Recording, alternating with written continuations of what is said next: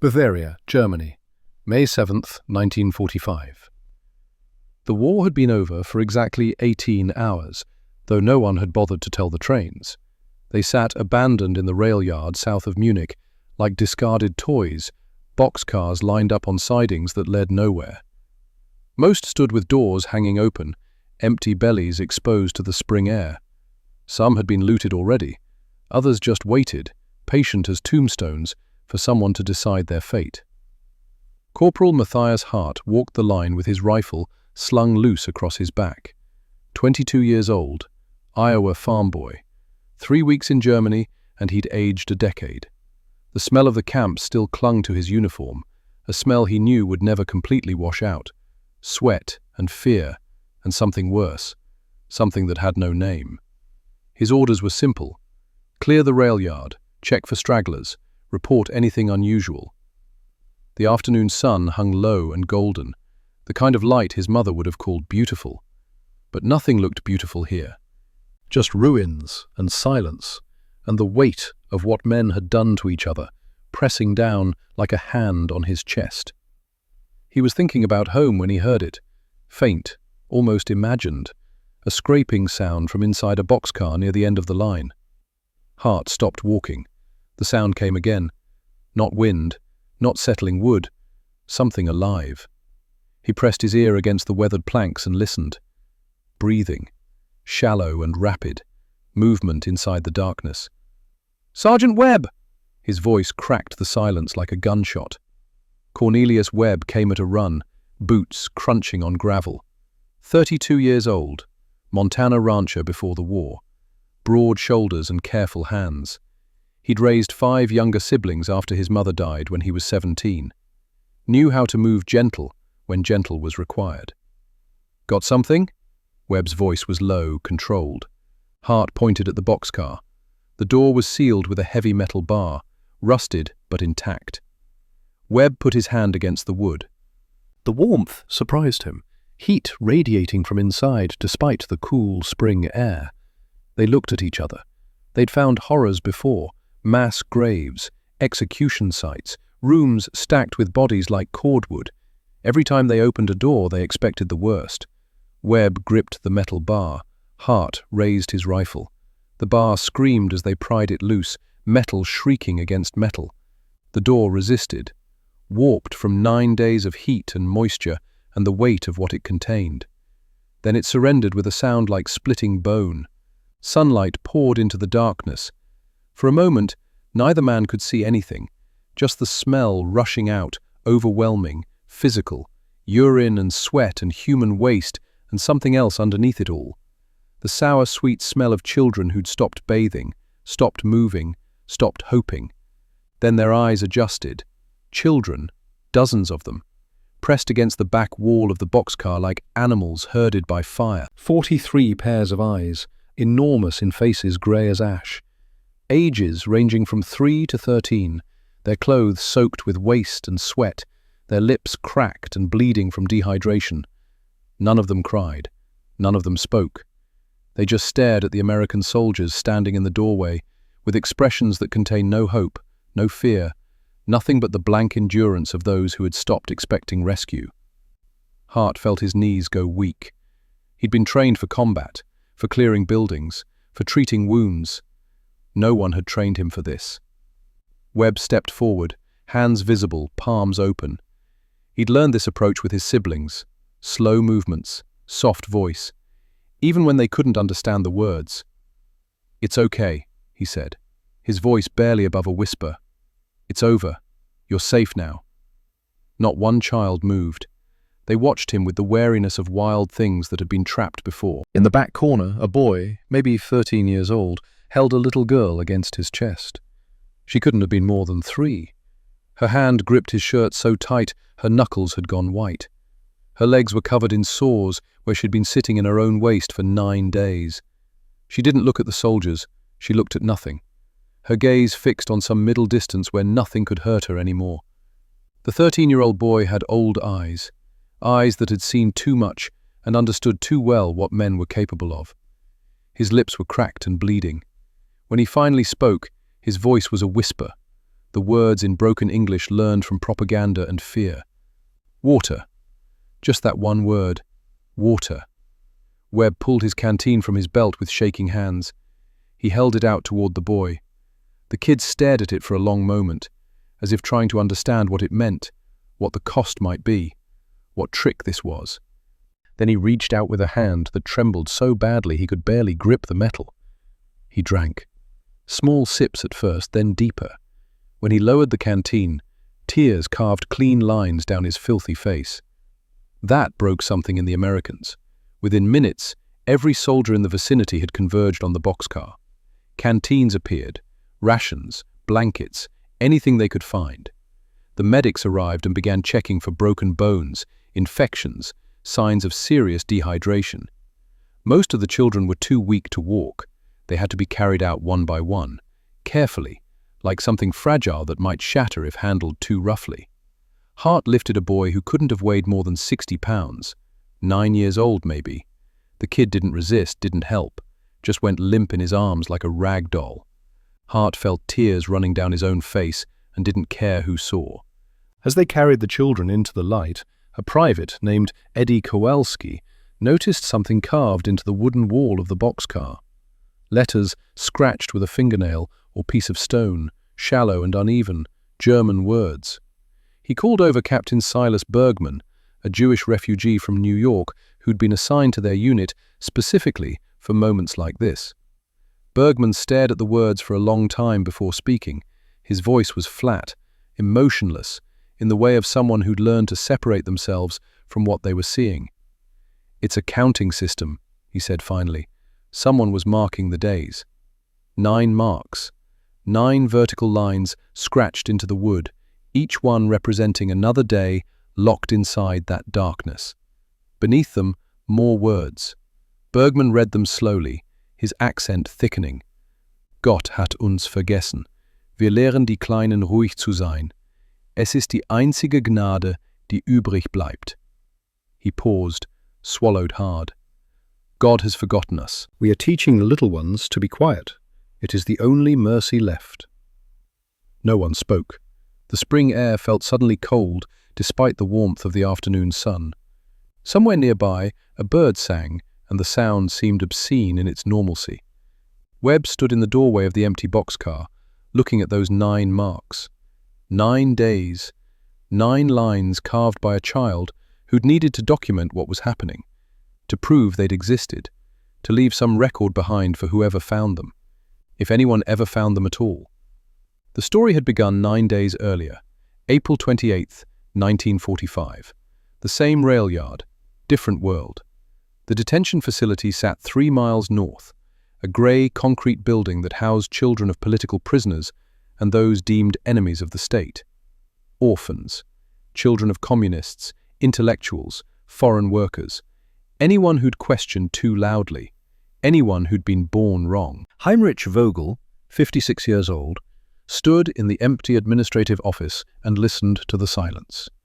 His staff had fled during the night, taken the records they could carry, burned what they couldn't, scattered into the countryside like leaves before a storm. The Americans were 15 miles away and closing fast.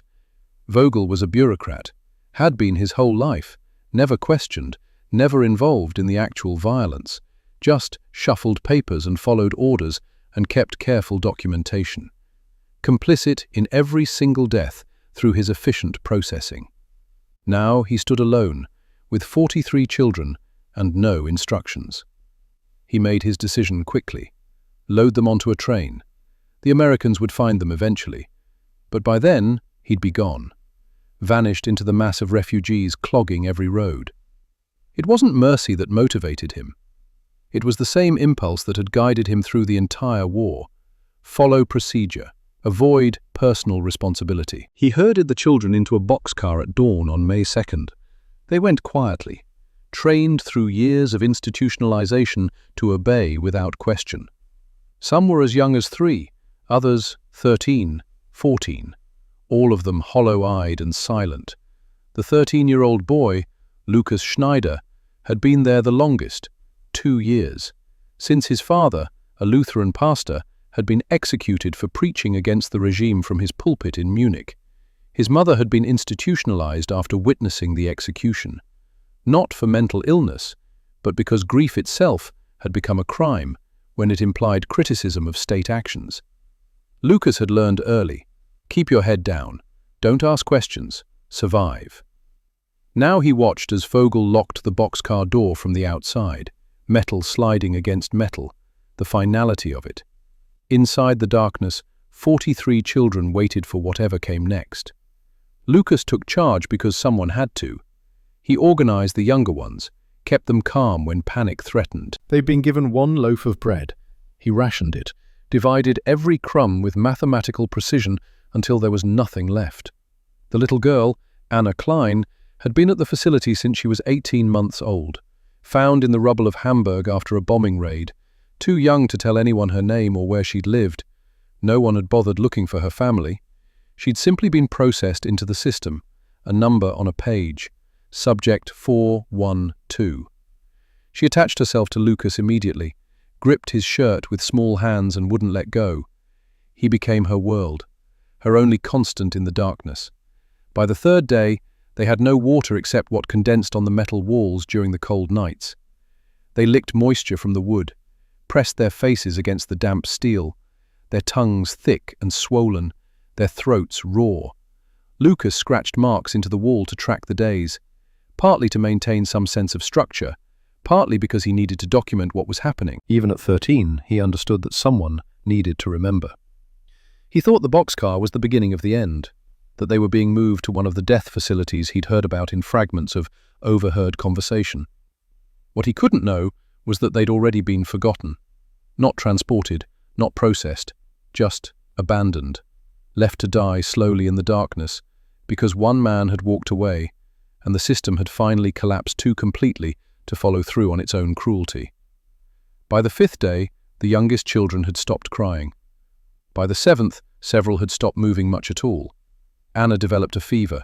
Her skin burned hot against Lucas's chest. He held her through the nights and whispered promises he didn't believe.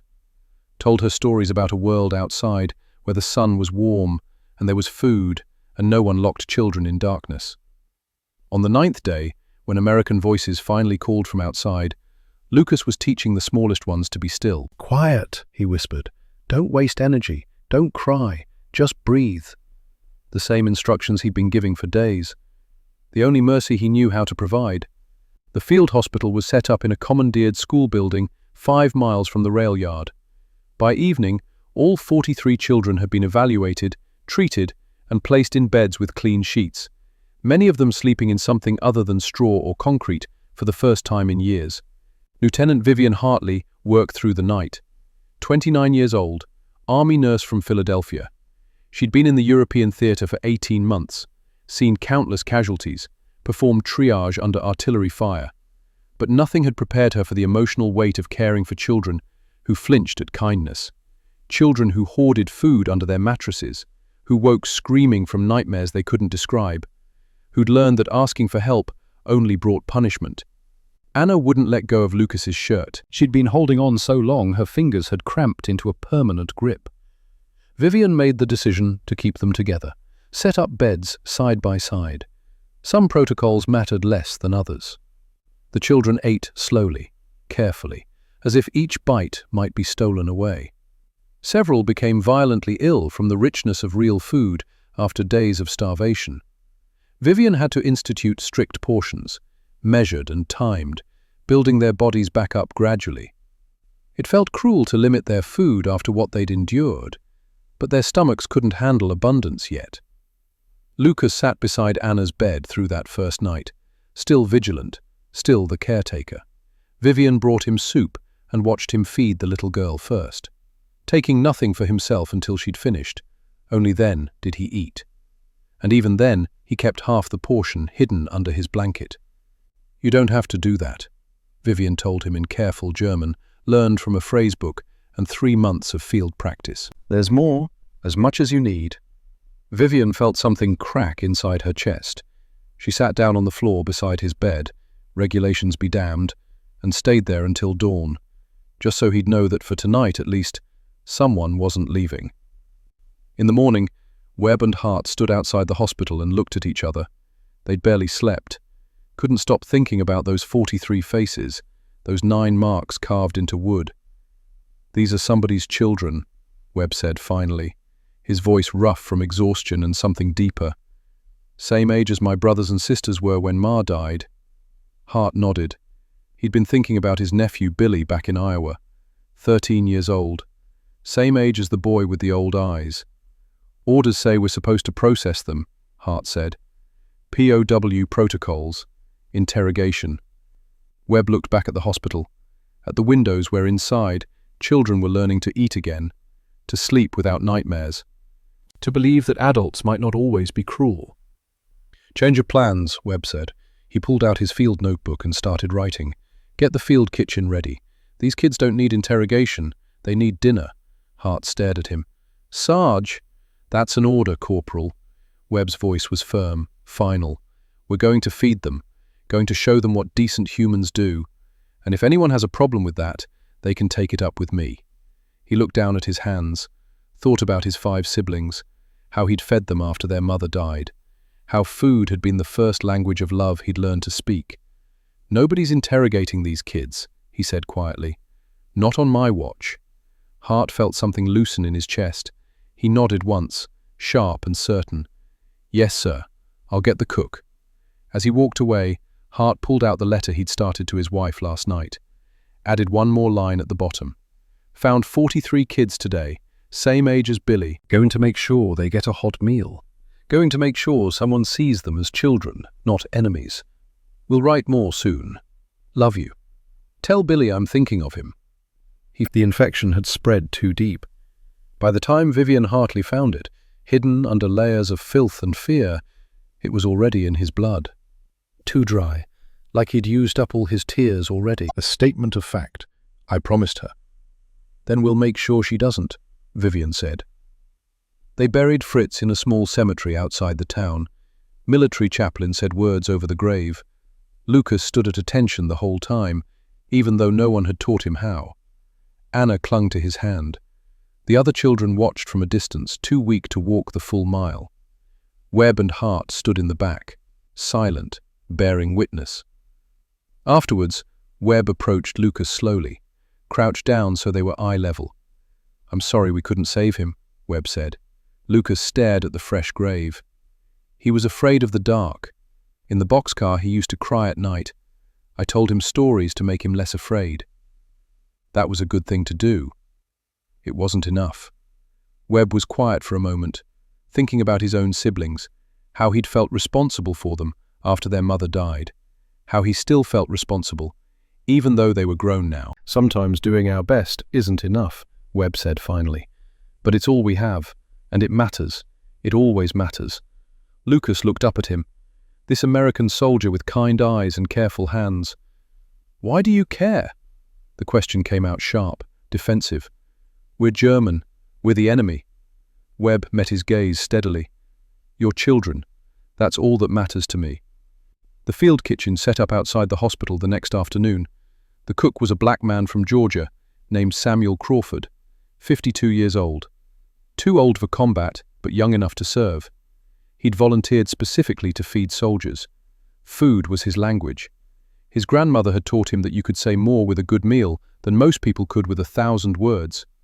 When Webb told him about the children, Crawford didn't hesitate. "Fried chicken," he said immediately. "That's what they need. Real food, comfort food, the kind your mama makes when you're sick." He'd been saving his grandmother's recipe for something important. This qualified. Crawford worked for 3 hours. He'd scrounged real chicken from a local farmer, traded cigarettes and chocolate for it, fresh buttermilk, flour, salt and pepper, and his grandmother's secret blend of spices that he kept in a tobacco tin close to his heart. The smell started before noon. Hot fat and seasoned flour, and chicken skin crisping to golden brown. It drifted across the hospital grounds like a ghost, like a memory, like something from a world where children didn't die in boxcars. Inside the ward, the children stirred, lifted their heads. Some of them started crying without knowing why. The smell triggered something deep in their brains, some primal memory of safety, of home, of being fed by people who loved them. Lucas sat up straight in bed. His nostrils flared. He looked confused, almost afraid. "What is that smell?" Vivian smiled. "Dinner." "For who?" "For you." Lucas shook his head quickly. "No, that smells expensive, important, not for us." "Especially for you," Vivian said gently. She wheeled a cart into the ward. On top sat a platter piled high with fried chicken, still steaming, the crust golden brown and glistening, pieces arranged carefully with respect, like an offering. Behind her, Webb carried more platters. Hart brought biscuits. Crawford himself carried the gravy, still hot in its serving dish. The children stared. None of them moved. It was like looking at a painting, something beautiful but untouchable, something that existed in a different world than the one they inhabited. Webb approached Lucas's bed, knelt down, set the platter on the small table beside him. The heat rising off the chicken made the air shimmer. The smell was overwhelming up close, rich and savory and impossibly real. "This is for you," Webb said quietly, "for all of you." Lucas looked at the chicken, at Webb, at the chicken again. His hand trembled as he reached out, stopped just before touching it, like he was afraid it might disappear if he got too close. "Why?" His voice cracked. "What do you want from us?" "Nothing," Webb said. "We want nothing from you except to see you eat." "But—" Lucas's face twisted with confusion, with something that looked like pain. "Is this the last meal? Before execution?" The ward went silent. Every adult froze. Webb's face changed. Horror and heartbreak chasing each other across his features. He understood immediately what the boy was thinking, what these children had been taught to expect from adults in uniform, from authority, from anyone with power. "No!" The word came out fierce, urgent. Webb reached out slowly, telegraphing his movement, and put his hand over Lucas's. "No, son, this is dinner. That's all. Just dinner. War's over for you. You're safe." Lucas stared at him, searching for the lie, the trick, the cruelty hiding behind kindness. But Webb's eyes were clear, steady, full of something Lucas had almost forgotten existed in the world. "I promise you," Webb said softly, "you are safe. This is food because you're hungry.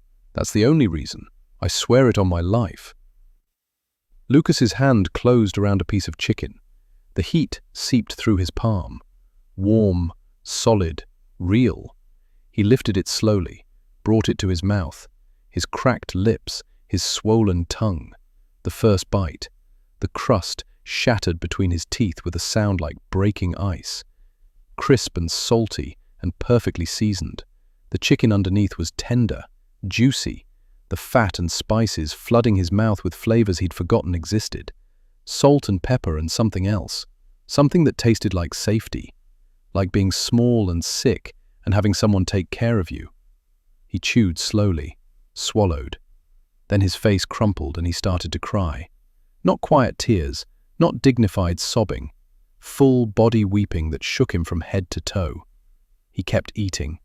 Couldn't stop eating, crying and eating simultaneously, salt tears mixing with the salt of the chicken, his shoulders heaving with each bite.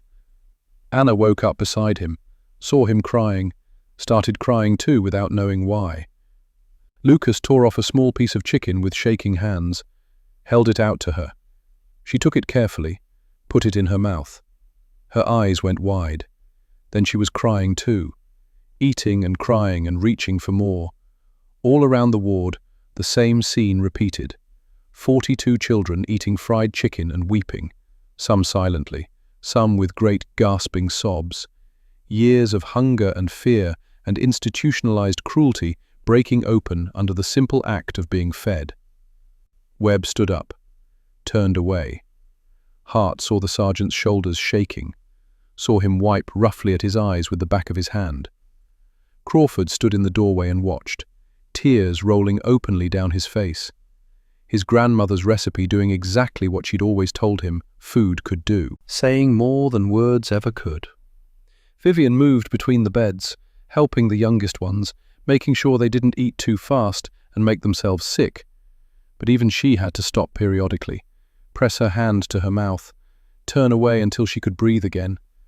Lucas ate 3 pieces, then stopped, carefully wrapped the remaining chicken in a napkin, started to tuck it under his pillow. Webb saw, moved back to the bedside. "There's more tomorrow," Webb said gently, "and the day after. You don't have to save it." Lucas paused, the napkin still in his hands. He looked up at Webb with those 100-year-old eyes. "Promise?" "I promise." Slowly, carefully, Lucas unwrapped the chicken, ate it, trusted. The healing came in pieces after that, like building a wall 1 brick at a time. Week 1 was physical, teaching bodies how to digest food again, how to sleep without fear of what sleep might bring, how to accept medical care without flinching.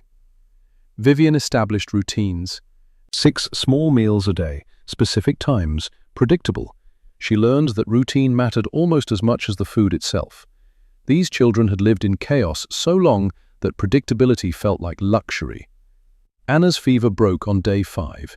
She woke up clear-eyed and looking around with something almost like curiosity. The first time Lucas saw her smile, a small, tentative thing that barely curved her lips, he started crying again. Quiet tears that he wiped away quickly. Week 2 brought nightmares in force. Every night, children woke screaming. Vivian rushed from bed to bed. Hart and Webb took shifts, sitting in the ward, just being present. Adult men who didn't hurt, who didn't yell, who just sat quietly and proved through their presence that not all authority meant pain.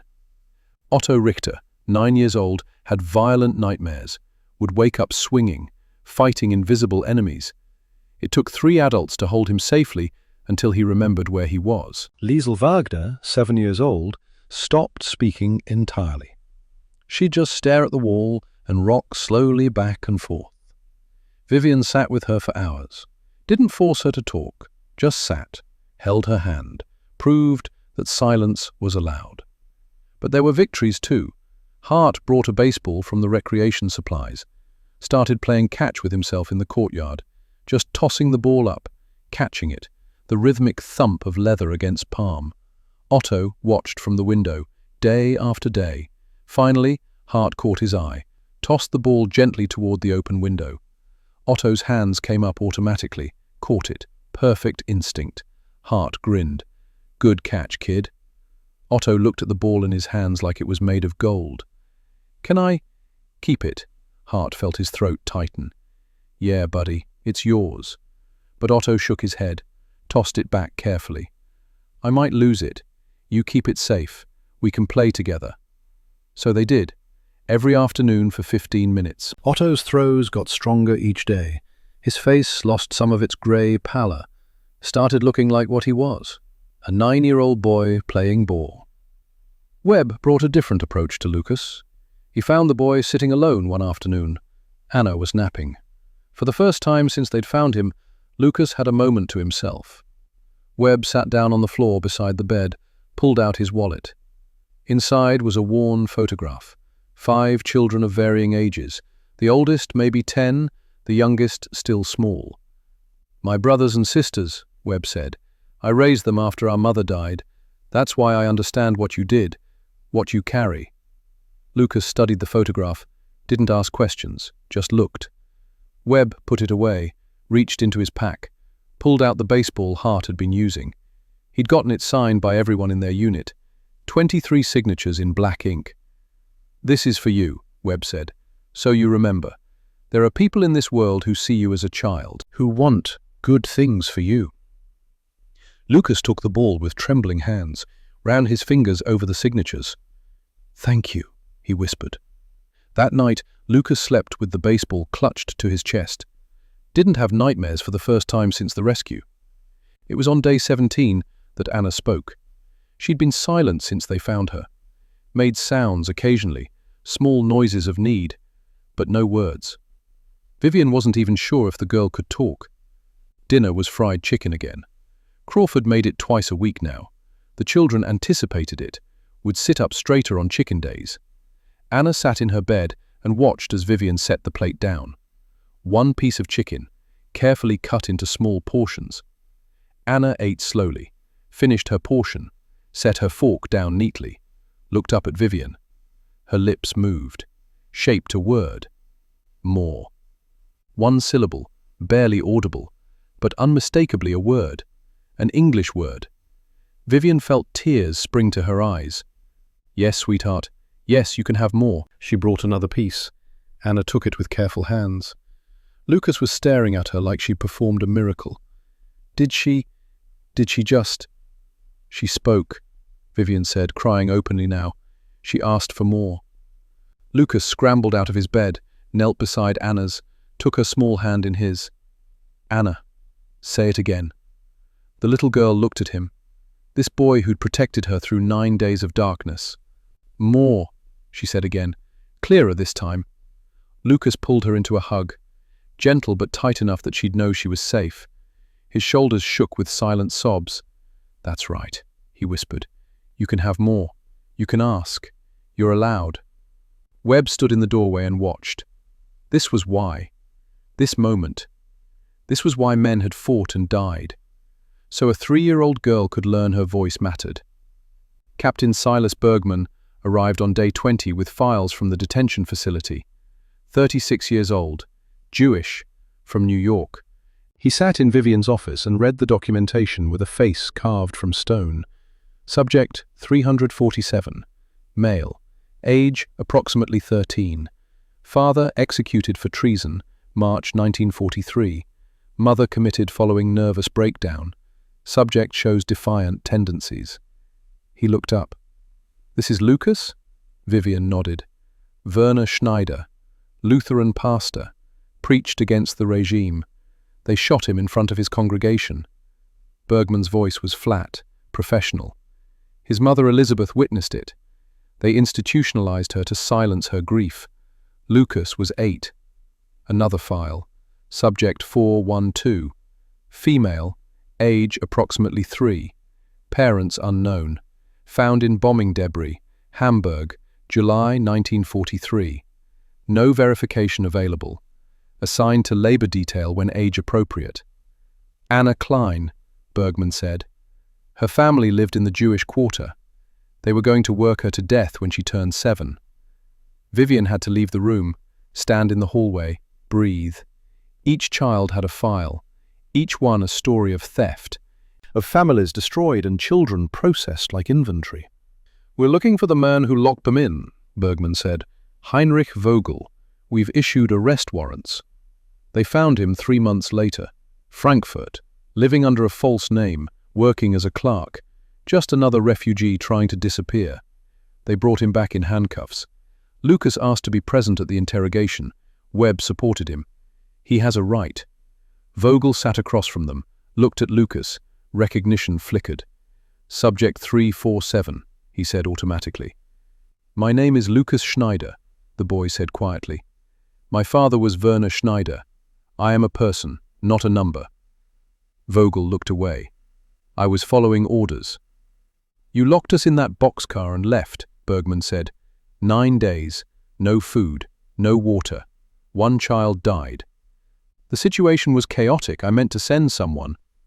"You left us to die," Lucas interrupted, voice steady, calm. "You knew no one was coming. You locked the door and walked away." Vogel's hands shook. "There were orders to execute all children in the facility. I put you on the train instead. I gave you a chance." Silence. "You're saying you saved them?" Bergman's voice was ice. "I could have followed orders. I could have..." Vogel stopped, realized what he was admitting. "You gave us nothing," Lucas said. He stood, walked to the door, stopped. "Fritz is dead. The little boy who was afraid of the dark. He's dead because you were too much of a coward to even commit to your cruelty properly." He left. Webb followed. Outside, Lucas leaned against the wall, closed his eyes. "How do you feel?" Webb asked. "Empty," Lucas said. "I thought justice would make it better. But Fritz is still dead. Our parents are still dead. Nothing changes." Webb put his hand on the boy's shoulder. "Justice doesn't bring people back. But it matters. It says what happened was wrong." 8 years in prison, Lucas said. the likely sentence. That's what he'll get. 8 years for 43 children. It's not enough, Webb agreed. It will never be enough. They stood together, both learning that justice and healing weren't the same thing. Lucas made a decision. I want to go to America, he said. Somewhere new, somewhere that doesn't smell like this. Webb smiled. I think that can be arranged. Will you help me? Kid, Webb said, I'm going to help you whether you want me to or not. You're stuck with me now. Lucas looked up at him. Something like hope flickering in those old eyes. Okay, he said. Okay. June 1946. 15 months after the boxcar door opened. The hospital ward stood empty now, beds stripped, windows open to summer air. 43 children had healed here, 4 had died here, 39 were leaving. They gathered in the courtyard one last time, being split up, some to displaced persons camps, some to orphanages. 15, including Lucas and Anna, had sponsors in America. Webb stood with Hart near the buses, both men carrying wrapped packages. Lucas approached with Anna's hand in his. She was 4 years old now, or close to it, 2 inches taller, 7 pounds heavier, could speak in sentences, still had nightmares, still clung to Lucas. But she could laugh now, could play, could be a child. Webb held out his package. Got something for you. Lucas unwrapped it carefully. Inside was a photograph, all 43 children plus the staff, taken 6 weeks ago, everyone smiling, even the ones who would die before summer. Beneath it, a second photograph. Webb, Hart, Lucas, Anna, the 4 of them in front of the hospital. So you remember, Webb said, voice rough. So you remember there are good people, and you're one of them. I don't want to forget, Lucas whispered. You won't, and I won't either. I'll remember for both of us. Hart handed over the baseball, the one with all the signatures.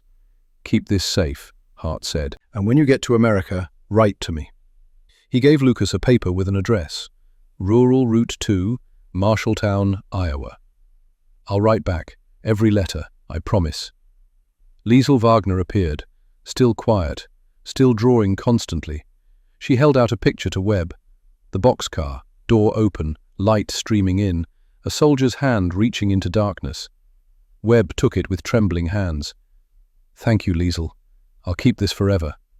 Otto ran up, breathless. Sergeant Webb, my new family in Canada, they have a baseball team. Can I tell them you taught me? Webb laughed wetly. Yeah, buddy, you tell them, and you play hard. Yes, sir. The buses arrived at noon. Anna cried when they loaded her on. Real crying, not silent terror. The crying of a child who didn't want to leave people she loved. Shh, Lucas soothed. We'll write. We'll see them again. Promise? I promise. Webb and Hart stood beside the bus, tears running openly down their faces. Lucas pressed his face against the window, held up the baseball, showed Webb he had it safe. Webb raised his hand. A salute, a goodbye, a promise kept. The bus pulled away. Webb and Hart stood in the empty courtyard until the dust settled. Think we'll ever see them again? Hart asked. Webb looked at the drawing in his hands, the soldier reaching into darkness. Yeah, he said. Yeah, I think we will. 50 years is a long time, long enough for children to become old, for the world to change completely, for war to become history. But some promises stay kept. Lucas Schneider stepped off the plane at Des Moines on May 7, 1995. Exactly 50 years since Hart had pried open that boxcar door. He was 63 now, silver-haired, lean, still had those old eyes. But laugh lines now too. The map of a life that had included joy. He'd become a social worker in Boston. 40 years helping orphans, never married, never had biological children, but fostered 18 kids over the decades. Given them what Webb had given him, proof that adults could be kind. Anna Klein walked beside him, 53 years old, a teacher in Tel Aviv, 2 grown sons. She'd never taken a train again, would drive 12 hours rather than spend 12 minutes on rails. But she'd flown across an ocean to be here. She still held Lucas's hand when nervous. Behind them came Otto Richter, 59, a doctor in Toronto, still played baseball. Liesl Wagner, 57, an artist in Paris, All her paintings explored light and darkness, doors opening, hands reaching in. 37 survivors total, from Israel, Europe, America, all converging on this Iowa town for a promise made 50 years ago. Webb was waiting at the airport, 82 years old, white-haired, leaning on a cane. But his eyes were still sharp, still kind. He'd gone back to Montana after the war, run the ranch, married a teacher named Helen who died 5 years back. No children of his own, but mentored dozens of boys over the years. He'd kept every letter Lucas ever wrote, hundreds of them. 50 years of correspondence, boxed in his attic. Proof that some connections transcend time. Lucas saw him across the terminal. For a moment, neither moved. The soldier and the boy, both old now, both carrying that day in their bones. Then Lucas was running, 63 years old and running like a child. Anna beside him, both crying before they'd crossed half the distance. Webb opened his arms. The impact nearly knocked him over. Lucas caught him, held him up, held him tight. They stood in the middle of the airport and wept. No words. Words weren't big enough. Anna wrapped her arms around both, still small, still fierce, still holding on. Otto and Liesel joined. Then the others. 37 survivors surrounding one 82-year-old man who'd chosen kindness. Finally, Webb pulled back, looked at Lucas's face. "You look good, kid." Lucas laughed through tears. You look old, Sergeant. "I am old, earned every grey hair honestly." Hart appeared from the crowd, 72, retired farmer, his wife, Sarah, their 4 children, 9 grandchildren, his nephew Billy, now 63 and a grandfather himself, stood nearby. More embraces, more tears. The airport staff gave them space, watched this reunion and didn't interfere with something sacred. They gathered at Hart's farmhouse that evening, 3 generations of family, plus 37 survivors, plus Webb and remaining members of their unit. But before the crowd, before the dinner, Webb pulled Lucas aside. They sat on the porch, just the 2 of them. The Iowa sunset painting the sky amber and gold. Webb pulled out a manila envelope. From it, the drawing Liesel had made 50 years ago, preserved behind glass. The boxcar, the open door, the soldier reaching in. "Kept it on my wall," Webb said, "every day for 50 years. Lucas reached into his bag, the baseball, leather cracked with age, stitching loose, but signatures still visible. "Carried it everywhere," Lucas said. "Through 3 apartments, 2 countries, 18 foster children. Never let it out of my sight." Hart joined them, brought the photographs, the group photo, the one of the 4 of them, also preserved, also kept safe. "You kept them," Lucas whispered. "Every single day," Hart said. "Every day I looked at your face and remembered why we fought." They sat in silence, 3 old men on a porch, the evening warm. Webb spoke quietly. "I think about those 9 marks a lot, the ones you carved. I was trying to prove we existed, that we mattered." "You did matter. You all mattered." Webb paused. "You know what I learned that day?" "What?"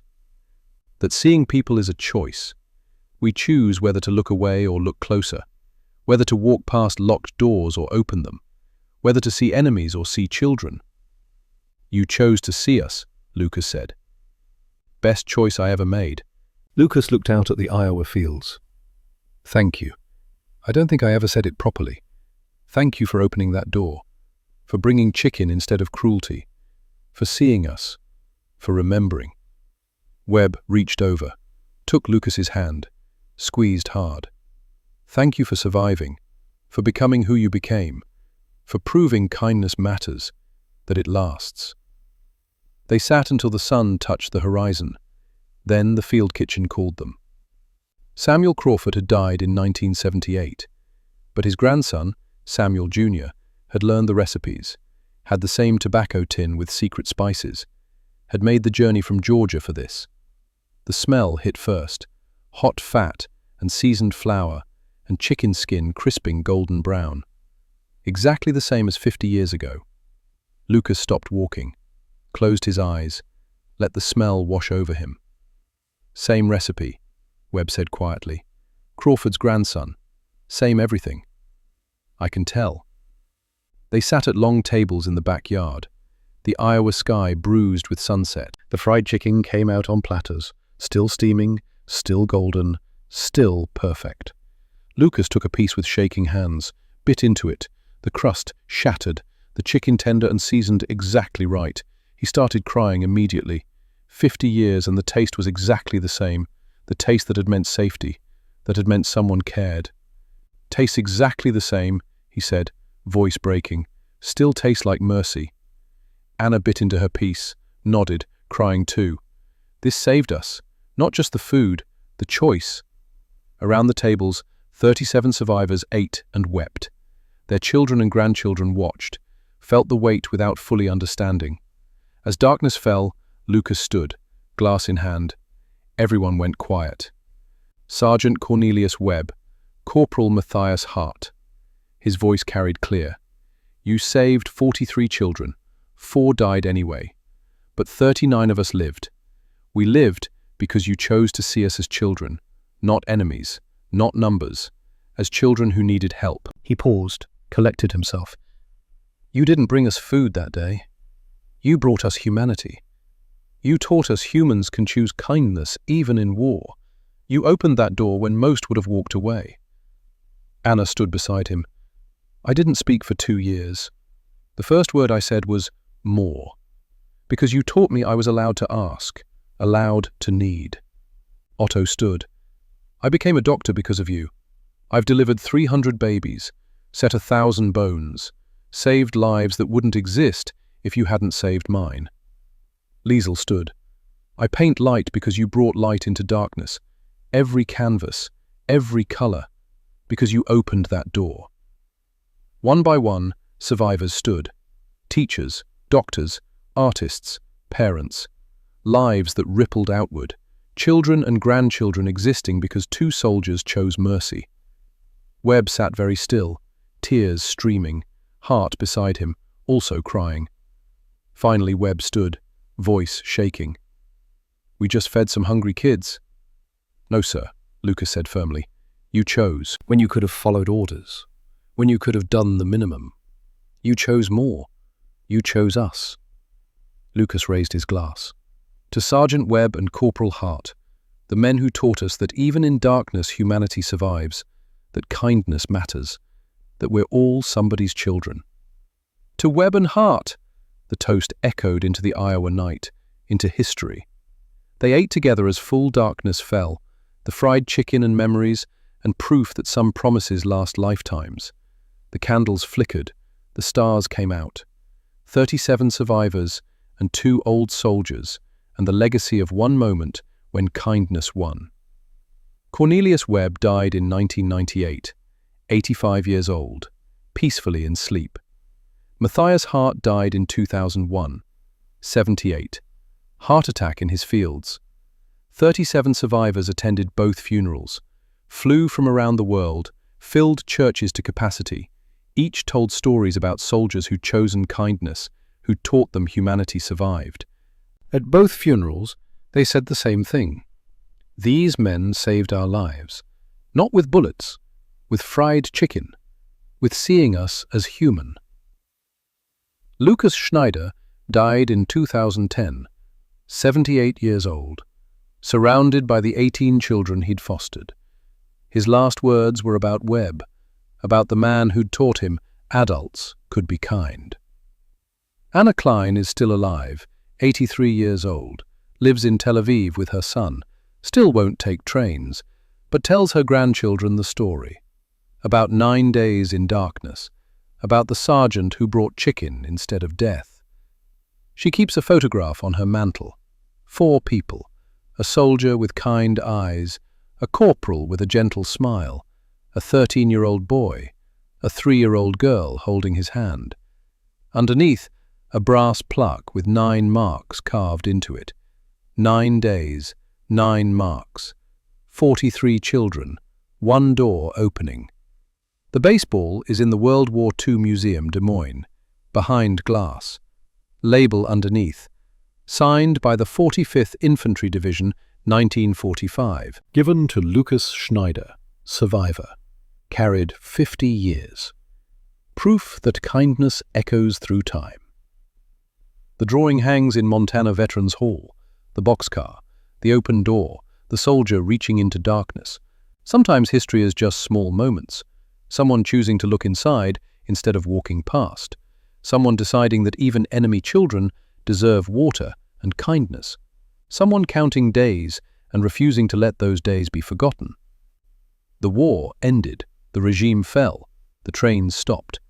But the memory remains, precise as scratches in wood, testimony to the depths humans can fall and the heights they can rise to when they choose witness over indifference, action over abandonment, memory over forgetting.